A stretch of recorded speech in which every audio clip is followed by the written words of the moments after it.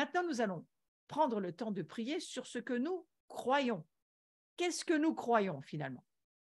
Alors, on croit un certain nombre de choses qu'on peut déclarer, mais on va commencer par déclarer le temps parce que je crois que le printemps arrive. Moi, je le crois. Même si nous sommes déjà en été, j'ai des personnes qui m'ont écrit la semaine dernière, qui m'ont dit ah ben, tu sais, tu as parlé de l'hiver, moi je suis en plein hiver. Bien sûr, on peut être en été sur cette terre et être en hiver à l'intérieur, mais moi je crois qu'il nous faut déclarer avec chaque personne qui lutte, qui est en combat, en difficulté de foi ou de marche, ou peu importe, hein, mais qui rencontre des épreuves et des choses compliquées à vivre, eh bien, il faut déclarer que le printemps arrive, voyez-vous. Oui, nous traversons des hivers, mais il y a un soir, il y a un matin, il y a l'hiver, mais il y a ensuite le printemps. Eh bien, commencez à déclarer que votre printemps arrive, c'est-à-dire le moment où les choses vont passer du bourgeon à la fleur, de la fleur au fruit. Il y a un changement qui doit venir, et pour cela, eh bien, il faut commencer à le déclarer, pas comme ci, comme ça, en sachant pas si vraiment ça va arriver. Non, avec foi et avec l'espérance, sachant que ce sont les promesses que Dieu a écrites pour nous dans sa parole.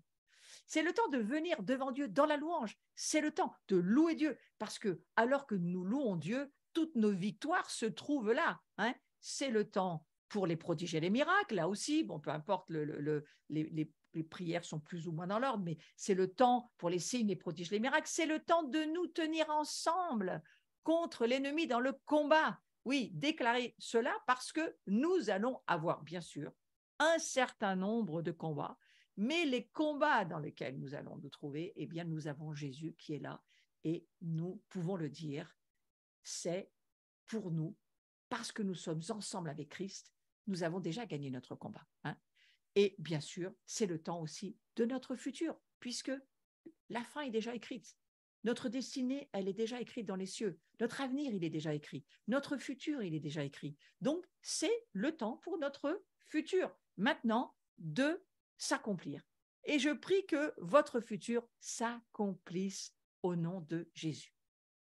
Donc, il va falloir aligner notre vie avec les temps de Dieu, ce que nous venons de voir, et d'entrer dans la plénitude de sa moisson. D'abord pour votre vie, hein, la plénitude de sa moisson pour notre nation, la plénitude pour les communautés. Parce que, voyez-vous, Dieu veut le meilleur. Maintenant, il faut attendre le temps de Dieu. Et pour cela, il faut garder l'espérance. C'est là où se situe l'espérance. L'espérance, elle se situe dans l'attente. Nous attendons, mais pas n'importe comment. Nous attendons en résistant à l'ennemi, nous attendons en gardant la foi, en croyant dans la parole, ce qu'elle nous dit. Nous avons cette foi qui est une porte ouverte pour entrer dans les réalités invisibles, éternelles, spirituelles, qui n'auront jamais de fin. Et donc, à partir de là, eh bien, nous attendons en gardant l'espérance. Et nous le savons, que Dieu veut le meilleur pour notre vie. Dieu veut le meilleur pour son épouse. Dieu veut le meilleur pour son Église. Dieu veut le meilleur pour tous ses fils et ses filles, ses enfants. Dieu veut le meilleur. Et donc, il y a un avenir, et j'ai aimé le dire comme ceci, il y a un avenir avec nous, et il n'y a surtout pas d'avenir sans nous. Donc, c'est le temps de Dieu, mais c'est aussi le temps de prier pour un avenir avec nous, avec Christ et avec nous. Et voilà ce que va dire Jean au chapitre 1, verset 51. Il lui dit, c'est Jésus qui parle, en vérité, vous verrez désormais le ciel ouvert et les anges de Dieu monter et descendre sur le Fils de l'homme. Vous savez, c'est à ce moment où c'est une déclaration très importante. La Pentecôte, c'est pas seulement, on en sort de la Pentecôte, hein, c'est pas seulement une fête que fêtent les Juifs. Hein. Jésus disait à ses disciples bien autre chose là. Il disait à ses disciples d'attendre, de recevoir une puissance. Donc, lorsqu'ils étaient dans la chambre haute, qu'est-ce qui s'est passé avec les disciples de Jésus? Eh bien, il s'est passé qu'ils attendaient dans l'espérance de tout ce que Jésus leur avait enseigné. Et sans doute que les disciples qui ont reçu la révélation de Jésus, qui ont vécu avec Jésus, donc les Juifs messianiques, ils n'attendaient pas la même chose que ceux qui n'ont pas vu encore leur Messie. Hein. Ce n'est pas seulement on va dire, la fête de la réception de la Torah. Là, la Torah, elle est vivante, elle est devant eux. Et ce Christ vivant, ce Yeshua, ce Dieu vivant, rempli du Saint-Esprit, va leur dire, attendez parce que vous allez recevoir une puissance. Et aujourd'hui, c'est dans cette espérance-là aussi que nous sommes. Hein. Donc, ils priaient certainement tous ensemble dans ce cénacle, cette chambre haute, et ils étaient dans l'anticipation de ce que Jésus venait de leur dire. Parce que Jésus venait de leur dire, mais vous allez voir le ciel ouvert et vous allez voir les anges monter et descendre. Et vous savez, pour eux, les anges étaient beaucoup plus peut-être faciles à appréhender que nous aujourd'hui, parce qu'ils vivaient aussi vraiment avec des révélations angéliques. C'était peut-être beaucoup plus courant que maintenant, mais on remarque que les visitations angéliques se passent beaucoup dans les périodes de transition. Vous voyez, c'était une période de transition où Jésus allait repartir et il y avait une forte activité angélique. Et nous, on est dans un temps où le Messie va revenir. Donc, nous sommes aussi dans une transition où je crois que le monde angélique va avoir beaucoup, beaucoup d'activités. Il faut en être conscient. Et je crois qu'ils priaient beaucoup pour cela. Ils priaient parce que tous ensemble, ils attendaient avec espérance, parce qu'ils avaient la foi en entendant les paroles de Jésus et qu'ils croyaient tout simplement. Ils priaient en attendant ce que Jésus avait dit, qu'ils allaient recevoir cette puissance. Donc l'espérance par la puissance du Saint-Esprit, ça donne de l'espérance. Attendre, l'attente de ce jour. Ce que d'ailleurs Israël du reste fait depuis des siècles. Hein. Et j'en parlais tout à l'heure, il y a cette attente où Israël sort d'Égypte et on compte jusqu'au mont Horeb, là où Dieu a donné ses commandements à Moïse chaque année, chaque juif ou israélien, qui ne croit pas en Jésus bien sûr, hein, il compte jusqu'au 50e jour pour la fête de la Torah, et puis c'est la fête des prémices, des premiers fruits. Regardez, c'est quand même là où Jésus lui va dire, voilà, vous allez recevoir une puissance. C'est quand même une affaire de premiers fruits aussi. Mais il y a une autre attente, c'est de cela dont il est question, de cela dont il est question dans ce passage de Jean 1, 51. Regardez en Romains 15, verset 13, ce que Dieu dit. Le Dieu de l'espérance de la gloire. Romains chapitre 15, verset 13. Que le Dieu de l'espérance vous remplisse de toute joie, de toute paix dans la foi. Donc, il n'y a rien sur la foi. Hein. La foi, c'est vraiment l'espérance. La foi, elle vient de ce qu'on entend que Dieu nous dit, hein, de la parole de Dieu. Mais ici, il est question du Dieu de l'espérance. Donc, que le Dieu de l'espérance vous remplisse de toute joie et de toute paix dans la foi pour que vous abondiez en espérance par la puissance du Saint-Esprit. Donc, nous pouvons abonder en espérance. Nous pouvons avoir beaucoup plus d'espérance que nous en avons aujourd'hui. Et je crois que nous allons en avoir beaucoup plus dans ce mouvement glorieux qui nous ouvre à des révélations, à des visions, à des songes, à cette vie de l'esprit, à cette marche par l'esprit, où nous allons avoir une espérance qui va de plus en plus abonder. C'est ce que je comprends en lisant ce verset. Donc, vous voyez, il y a une autre attente, et j'y reviens. Le Saint-Esprit a été envoyé pour nous et la famille de Dieu. Eh bien, la famille de Dieu, elle est née ce jour-là de Pentecôte. C'est le moment de l'espérance en Israël. Et on trouve cette espérance et cette joie par la puissance du Saint-Esprit qui tombe sur nous. Donc, vous voyez, pour nous, les chrétiens, c'est pas seulement et les juifs messianiques, hein, c'est pas seulement cette histoire de recevoir la Torah et puis de fêter les premiers fruits, c'est bien autre chose. C'est le moment où le Saint-Esprit, en ce jour de Pentecôte, de Shavuot qu'on vient de traverser, mais qu'on peut vivre à n'importe quel jour de notre vie finalement, hein, la Pentecôte, elle est pour tous les jours, il est venu, ce Saint-Esprit, et il nous a remplis de cette attente depuis la création du monde jusqu'à ce que nous voyons le Seigneur Jésus descendre des cieux. Comme le jour où il est descendu sur le mont Horeb, dans les nuages, par les grandes manifestations. Il va créer de nouveaux cieux, une nouvelle terre. C'est cela que nous attendons. Nous attendons le retour du Messie. On va dire, c'est plus dans la crèche en petit Jésus, là, hein, c'est le grand spectacle, hein, où Jésus va revenir, et là, ça ne sera pas la même histoire. Hein. C'est un Jésus qui revient en gloire. Ouais. C'est notre avenir. Il faut nous attacher à croire cela et à nous souvenir, en vérité, vous verrez désormais le ciel ouvert c'est question de cela au moment de la Pentecôte, au moment où Jésus monte et puis redescend, et les anges de Dieu montent et descendent sur le Fils de l'homme. Et aujourd'hui, c'est encore la même chose. Donc, quel avenir, quelle joie nous avons d'attendre notre Christ venir, et nous l'attendons tous ensemble. Ouais. Cela, c'est la vraie espérance. Chaque jour, nous l'attendons. Et ce décompte de l'Homère, c'est un petit peu ça aussi, ce compte entre la Pâque et la Pentecôte, c'est 50 jours que comptent les Juifs. Aujourd'hui, nous les comptons d'une autre manière. Hein. Mais qu'est-ce que nous attendons, nous? Nous attendons les noces de l'agneau. C'est ça le printemps. C'est le printemps qui amène des bourgeons. Mais on ne sait pas encore à quoi va ressembler le fruit. Mais le bourgeon, il est là. La fleur, elle est là. Et bientôt, très bientôt, on va pouvoir goûter ces fruits, justement, dont il est question. Donc, on compte, on attend l'arrivée de ce jour, nous l'attendons tous en tant que corps de Christ. Et nous restons dans cette attente, parce que ça construit notre foi d'attendre tous ensemble. Et nous savons qu'il est là et qu'il revient. Nous construisons notre foi en attendant tous ensemble dans cette espérance qu'il revient. On n'a aucun doute que Jésus revient. Ça, c'est une espérance solide.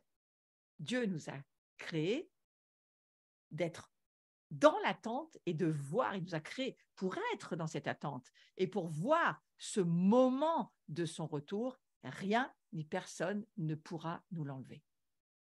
Donc rappelons-nous que nous sommes dans cette joie et dans cette attente extraordinaire. Le jour où vous avez un petit peu de dépression, un petit coup de cafard, souvenez-vous de ça. Restez dans cette espérance de vous dire, mais nous attendons véritablement le retour du Messie en gloire. Et rappelons-nous que, eh bien, les Juifs fêtaient la Pentecôte, mais les disciples de Jésus, eux, ils ne fêtaient pas de la même manière. Je crois qu'effectivement, ils priaient et ils attendaient cette puissance qui est tombée sur eux. Et nous, aujourd'hui, nous attendons de la même manière le retour du Christ. Nous attendons de la même manière. Voyez. Donc, je crois qu'il y a un programme qui est toujours là pour nous. Pour reparler un petit peu de ce temps de Pentecôte qui a commencé dans l'Ancien Testament, je suis revenue dans l'histoire de Jacob, où il a été élu par Dieu, Jacob. Et voilà ce qui nous dit Genèse 25-21. Là, je vais un petit peu sur l'histoire de l'attente, mais aussi de ce qui s'est passé avec Jacob et de cette échelle de Jacob. Isaac implora l'Éternel pour sa femme, car elle était stérile, et l'Éternel l'exauça. Et Rebecca, sa femme, devint enceinte. Voyez. Et les enfants se heurtaient dans son sein, et elle dit, s'il en est ainsi, pourquoi suis-je enceinte? Et elle alla consulter l'Éternel. Ça, c'est l'histoire qu'on retrouve dans Genèse 25. Au verset 23, l'Éternel lui dit, 2 nations sont dans ton ventre, et 2 peuples se sépareront au sortir de tes entrailles. Un de ces peuples sera plus fort que l'autre, et le plus grand sera assujetti au plus petit. Quand je vous dis que Dieu vous raconte l'histoire avant. Voyez. Et Jacob est sorti en tant que nation et peuple pour aller. On sait tous que dans l'histoire, ce qu'il avait lu en tous les cas, que la mère de Jacob, elle a manipulé les choses et que Jacob, il a, on va dire, repris le droit d'aînesse qui n'était pas vraiment pour lui à la base et que ça va lui coûter assez cher. Et Rebecca renvoie Jacob chez son oncle Laban à Charan, et c'est là, à Charan, que le père d'Abraham, si on regarde bien l'histoire, il a échoué et qu'il s'était arrêté. Et Dieu avait dit de ne plus revenir là-bas. Et Rebecca, dans son ignorance, qu'est-ce qu'elle va faire? Elle va renvoyer son fils à Charan afin qu'il soit protégé. Mais vous voyez, Dieu, il avait un programme pour Jacob, comme il en a un pour vous, comme il en a un pour chacun de nous. Dieu, il a un programme. Et même quand on ne va pas dans le programme de Dieu, Dieu ramène son programme comme il l'avait prévu. Et je crois que la Pentecôte, c'est l'invasion de la terre par le ciel. Pour que nous, en tant que conquérants, toi, en tant que, on va dire, conquérant vainqueur, c'est-à-dire conscient, ayant la révélation des choses à venir, tu puisses agir de telle manière que tu vas amener la manifestation du règne et de la volonté de Dieu sur la terre. Et c'est cela que Dieu avait prévu pour Jacob. Dieu voulait que Jacob puisse être un instrument, mais évidemment, vous allez voir, comme pour notre vie, ça va prendre du temps parce qu'au fond, lui, il va fuir sur sa route. Et puis, qu'est-ce qui va se passer? Dieu, dans sa miséricorde, il va lui dire, Jacob, stop, écoute. Et pour nous, c'est la même chose. Parfois, Dieu nous arrête sur notre route où on perd l'espérance, on n'a plus vraiment d'espérance pour notre vie. Et bien, à un moment donné, Dieu nous arrête comme pour Jacob. Il dit, stop, stop. Et Dieu, dans sa miséricorde pour nous, dans notre temps de souffrance ou de difficulté, à un moment T, dans le temps de Dieu, je suis en train de parler du temps de Dieu, dans le temps de Dieu, au moment où on va vouloir faire sa volonté, eh bien, il va venir intervenir. Et parfois, il vient même quand on est dans la confusion, eh bien, il vient et il va nous sortir de la confusion. Il va sortir Jacob de la confusion. Et on voit dans l'histoire combien Dieu va prendre Jacob au sérieux. Je parle de Jacob parce que finalement, il va s'appeler Israël, Jacob. Alors, regardez bien, la Pentecôte, et on peut en parler comme ça, c'est écrit que quand Jacob est parti, il est arrivé dans un lieu, il n'est pas écrit où. Il est arrivé dans un lieu. Et j'ai commencé à me dire, il n'y a pas vraiment de détails dans cette histoire. C'est comme si cette histoire, elle est écrite pour nous, pour que nous, on puisse rentrer dans cette histoire et la prendre pour nous. Parce que Dieu ne dit pas du tout où. Hein. Jacob, il est parti et il est arrivé dans un lieu. Et les rencontres avec Dieu, comment ça se passe? Ça se passe comme ça s'est passé avec Jacob. Et à un moment donné, Dieu, il nous attend dans un lieu. Et c'est ce que je prie pour chacun d'entre nous, pour cet été, pour les jours qui viennent, pour les rendez-vous que Dieu a prévus pour nous. Ne ratez pas le rendez-vous que Dieu a prévu pour vous. Parce que les rencontres avec Dieu, c'est extrêmement important. Et parfois, c'est aussi tout ce qui va nous faire repartir dans notre destinée, dans notre avenir. Ça va faire finir une saison pour qu'on rentre dans une autre saison. Et donc, ces rencontres avec Dieu sont tellement importantes. Et est-ce que dans votre vie, vous avez eu des rencontres avec Dieu? Je suis sûre que oui. Et je ne parle pas du salut ni du baptême du Saint-Esprit, je parle de rencontres divines, de rencontres qui vont déterminer votre destinée, de rencontres qui vont déterminer, on va dire, votre avenir, qui vont déterminer votre vie, qui vont déterminer aussi l'espérance dans laquelle vous allez pouvoir vivre et qui amèneront Dieu à se manifester. Donc, vous voyez, Dieu va prendre Jacob très au sérieux et le grand Dieu vient se manifester à nous aussi parce qu'il nous prend, comme Jacob, très au sérieux. Beaucoup plus parfois que ce qu'on pourrait le penser. Donc Jacob, il va se coucher, vous vous souvenez de ce lieu où il va se coucher, Genèse 28, verset 10, il va se coucher dans un lieu neutre. Et là, c'est un petit peu pareil pour nous. Nous ne savons pas ce qu'est le lieu où Dieu peut se manifester, parce que Jacob, il ne savait pas du tout, au fond, que Dieu, il allait stopper son histoire et l'amener dans autre chose. Regardez, on va lire. Genèse 28, verset 10. Jacob partit de Beersheba et s'en alla à Charan. Il arriva dans un lieu où il passa la nuit. Vous savez, la nuit, la Bible est toujours très, très précise, et là, alors, elle n'est pas précise du tout. Car le soleil était couché. Il y prit une pierre dont il fit son chevet. Il se coucha dans ce lieu-là. Ça peut être votre histoire. Et il eut un songe. Et voici une échelle était appuyée sur la terre et son sommet touchait au ciel. Et voici, les anges de Dieu montaient et descendaient par cette échelle. Et voici, l'Éternel se tenait au-dessus d'elle. Et il dit, je suis l'Éternel, le Dieu d'Abraham, ton père, le Dieu d'Isaac. La terre sur laquelle tu es couché, je la donnerai à toi et à ta postérité. Et Dieu lui donne la fin de l'histoire. Voilà, il lui dit, voilà, Jacob, ça, c'est le chemin pour toi, et c'est comme ça maintenant que ça va se passer pour toi. Mais ce verset qu'on vient de lire, ça ne vous rappelle pas quelque chose qu'on vient de lire dans ce fameux verset de Jean, vous verrez désormais le ciel ouvert et les anges de Dieu monter et descendre sur le Fils de l'homme. Mais regardez, Jacob, il a déjà vécu ça, lui. Et en fait, on se rend compte que, eh bien, Dieu, là, il se manifeste. Donc, j'ai envie de vous dire,